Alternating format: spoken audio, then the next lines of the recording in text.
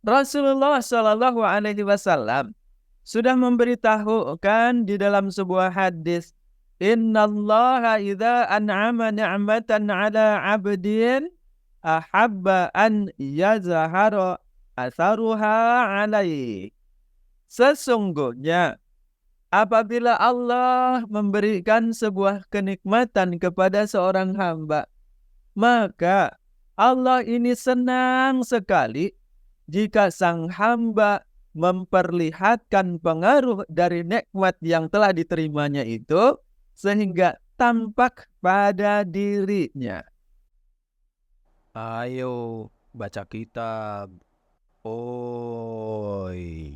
Jangan lupa subscribe, like, dan share Baca Kitab Boy.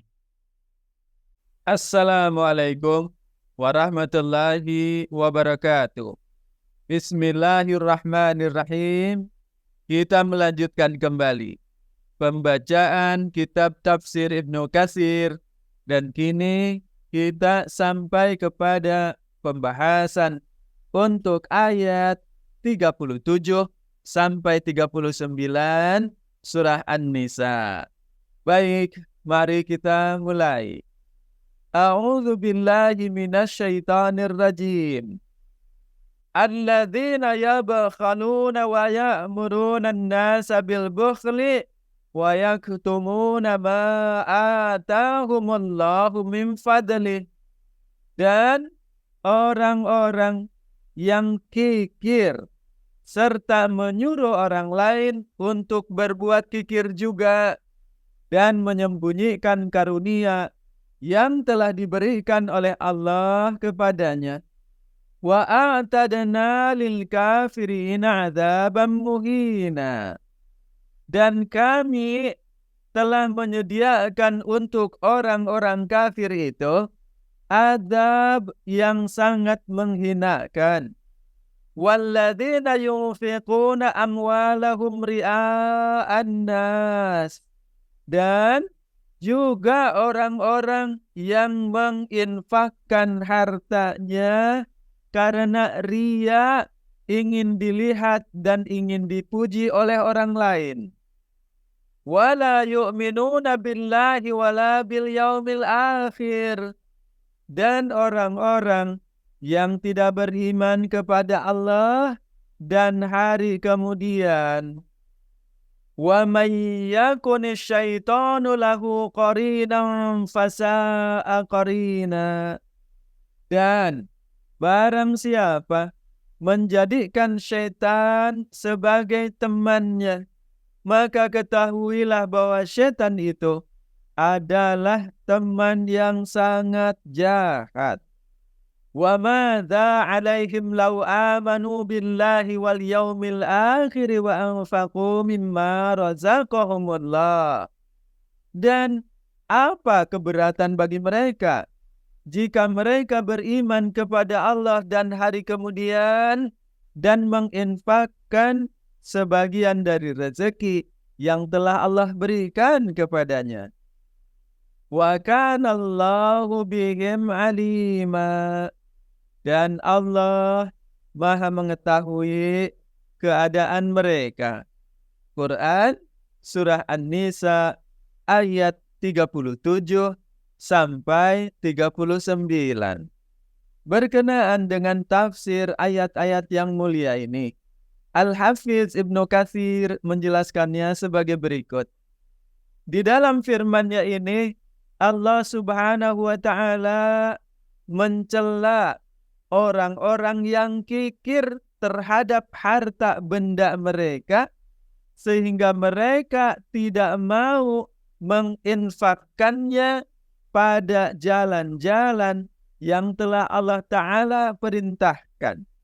Seperti berbakti kepada dua orang tuanya, kemudian bertaubat, kemudian berbuat ihsan terhadap karib kerabat, kepada anak-anak yatim, orang-orang miskin, tetangga dekat maupun tetangga yang jauh.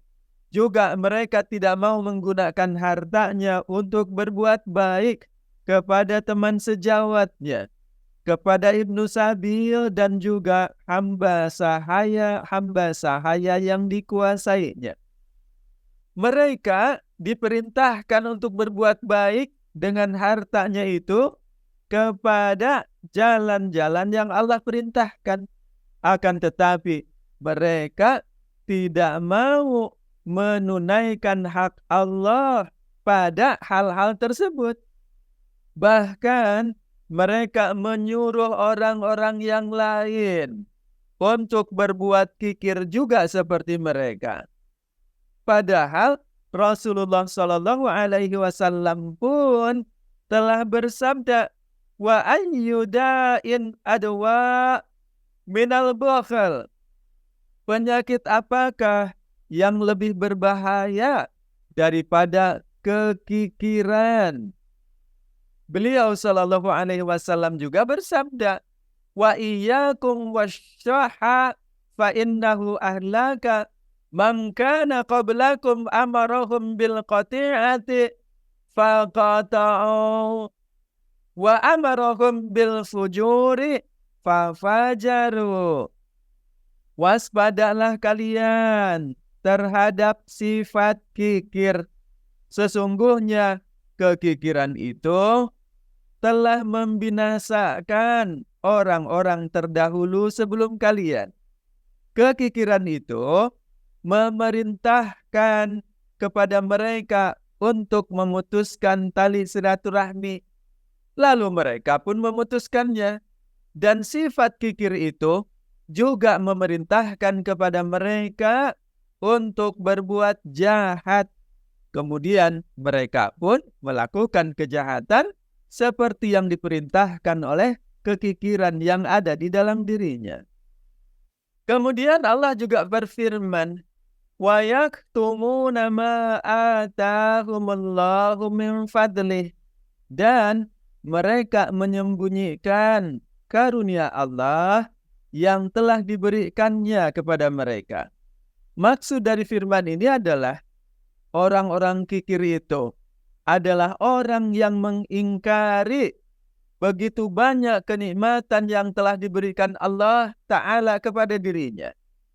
Nikmat-nikmat tersebut tidak ditampakkannya, sehingga tidak terlihat tanda-tanda bahwa Allah telah memberikan karunia yang banyak kepadanya. Tidak terlihat pada makanannya, tidak terlihat pada pakaiannya, maupun pada pemberian dan pengorbanannya. Sebagaimana Allah Ta'ala firmankan, innal insana lirabbihi lakanud. Sesungguhnya manusia itu sangatlah ingkar, tidak mau bersyukur kepada Tuhannya. Wa innahu ala dzalika syahid. Dan sesungguhnya manusia itu menyaksikan keingkarannya sendiri. Quran surah Al-Adiyat ayat 6 sampai 7. Artinya sebenarnya manusia itu menyadari tentang kondisi dan perangainya sendiri. Dan Allah juga firmankan, wa innahu lihubbil khairi lasyadid. Dan sesungguhnya cinta mereka kepada harta benar-benar berlebihan. Quran surah Al-Adiyat ayat 8. Sedangkan di dalam firman-Nya ini Allah Ta'ala memfirmankan, wa yaktumuna ma atahumullahu min fadli. Dan mereka menyembunyikan karunia Allah yang telah diberikan kepada mereka. Oleh karena itulah, maka Allah mengancam mereka dengan menyediakan untuk mereka itu siksaan yang menghinakan. Sebagaimana Allah Ta'ala firmankan, wa a'tadna lil kafirina adzabam muhina. Azab yang menghinakan telah menantikan mereka sebagai pembalasan dari Allah Subhanahu wa Ta'ala. Di dalam firman-Nya ini ada lafaz al-kafaru, wa a'tadna lil kafirina Maka makna yang dimaksudkan di dalam lafaz itu adalah menutup dengan erat dan rapat-rapat. Sehingga berdasarkan firman ini, orang-orang yang kikir itu termasuk di dalam kategori orang-orang yang menutupi, orang-orang yang menyembunyikan, dan orang-orang yang mengingkari nikmat-nikmat yang telah Allah berikan kepada mereka. Sehingga mereka dihukumi sebagai orang-orang yang kafir terhadap nikmat-nikmat Allah Ta'ala. Rasulullah Shallallahu Alaihi Wasallam sudah memberitahukan di dalam sebuah hadis, Innallaha idza an'ama ni'matan 'ala 'abdin ahabba an yazhara atharuha 'alaihi. Sesungguhnya apabila Allah memberikan sebuah kenikmatan kepada seorang hamba, maka Allah ini senang sekali jika sang hamba memperlihatkan pengaruh dari nikmat yang telah diterimanya itu sehingga tampak pada dirinya. Dan di dalam doa yang diajarkan Nabi Sallallahu Alaihi Wasallam, beliau bersabda, waj'alna syakirina li ni'matika muthnina biha qabiliha wa timmaha alaina. Dan jadikanlah ya Allah kami ini orang-orang yang bersyukur terhadap nikmat-nikmat yang Engkau berikan, memujinya dan menerimanya, dan sempurnakanlah kenikmatan tersebut atas kami. Sebagian ulama salaf telah mengalihkan ayat ini kepada kekikiran orang Yahudi dalam hal menampakkan ilmu mereka tentang pengetahuan mengenai sifat-sifat Nabi Muhammad Sallallahu Alaihi Wasallam, dan mereka menyembunyikan pengetahuan itu dari orang yang lainnya, sehingga orang-orang yang menyaksikan kedatangan Nabi Muhammad Sallallahu Alaihi Wasallam menjadi tidak tahu bahwa itu benar-benar Nabi utusan Allah Subhanahu Wa Taala, lalu mereka mengingkarinya. Oleh karena itu, maka Allah Subhanahu Wa Taala memfirmankan, dan kami telah menyediakan untuk orang-orang kafir itu siksaan yang menghinakan. Tafsiran ini telah pula disebutkan oleh Ibnu Ishaq dari Ibnu Abbas dan dikemukakan pula oleh Mujahid rahimahumullah. Tidak diragukan lagi bahwa ayat ini memang mengandung makna tersebut. Akan tetapi zahir dari konteks ayat itu sesungguhnya berkenaan dengan kekikiran dalam urusan harta, meskipun kekikiran di dalam urusan ilmu juga termasuk di dalamnya. Akan tetapi kekikiran yang berkaitan dengan harta sesungguhnya lebih dekat kepada konteks ayat tersebut, karena ayat ini berkenaan dengan memberikan nafkah kepada karib kerabat dan orang-orang yang tidak mampu.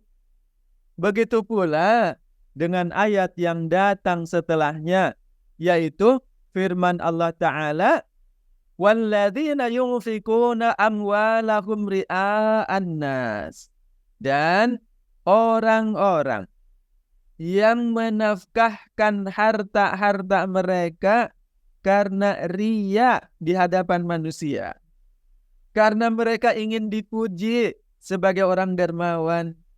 Allah Subhanahu Wa Ta'ala menyebutkan tentang orang-orang yang menahan hartanya dan mencelaknya, yaitu orang-orang yang kikir pada ayat sebelumnya. Dan pada ayat yang ini Allah menyebutkan tentang orang-orang yang tidak kikir, melainkan senang memberikan sumbangan. Akan tetapi mereka memberi sumbangan ini karena riya, yaitu mereka yang memberikan sumbangan dan memiliki sifat kedermawanan dengan tujuan agar mendapatkan ketenaran dan pujian semata lantaran pemberian yang mereka lakukan. Dan mereka itu menjadi dermawan tidak bertujuan untuk mendapatkan keridhaan dan wajah Allah Ta'ala. Dan di dalam sebuah hadis juga telah disebutkan tentang 3 orang yang pertama kali akan menjadi kayu bakar api neraka, yaitu orang-orang yang berilmu. Kemudian yang kedua adalah orang-orang yang mati di medan perang. Dan yang ketiga adalah orang-orang yang berinfak. Ketiga golongan orang-orang itu telah beramal, namun amal perbuatannya itu mereka lakukan hanya karena riya. Pemilik harta yang dermawan itu mengatakan, aku tidak pernah menahan sesuatu yang engkau sukai aku menginfakkannya, melainkan aku segera menginfakkannya di jalan engkau, ya Allah. Begitulah pembelaan mereka. Maka Allah Ta'ala berfirman, kamu berdusta. Sesungguhnya kamu berinfak agar orang-orang mengatakan bahwa kamu adalah orang dermawan. Dan sebutan serta pujian itu telah mereka katakan. Maksudnya Allah telah menghukumi bahwasanya kamu telah menerima balasan sebagaimana yang kamu harapkan. Yaitu kamu menginginkan pujian diucapkan oleh orang-orang itu kepadamu.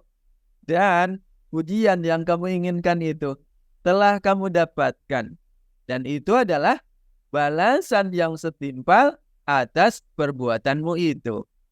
Mereka tidak melakukan amal-amal perbuatannya itu karena keimanannya kepada Allah dan hari akhir. Melainkan hanya mengharapkan balasan-balasan yang bersifat duniawi dari orang yang lainnya. Oleh karena itulah Allah berfirman, wala yu'minuna billahi wala bil yaumil akhir. Dan orang-orang yang tidak beriman kepada Allah dan hari kemudian. Melalui firman-Nya ini, Allah memberitahukan bahwa sesungguhnya yang membuat mereka melakukan perbuatan itu sebenarnya adalah syaitan. Karena sesungguhnya setanlah yang telah membisikkan kepada mereka dan mendorong mereka untuk melakukan hal-hal tersebut. Dan setanlah yang telah membuat perbuatan-perbuatan buruk itu terlihat seperti baik di dalam pandangan mereka. Mereka mengira baik untuk melakukan hal-hal dengan sifat riya yang menyertainya. Karena setan selalu mendampingi mereka, lalu setan itu menghiasi semua perbuatan buruk untuk mereka. Dan untuk itu Allah memberikan peringatan.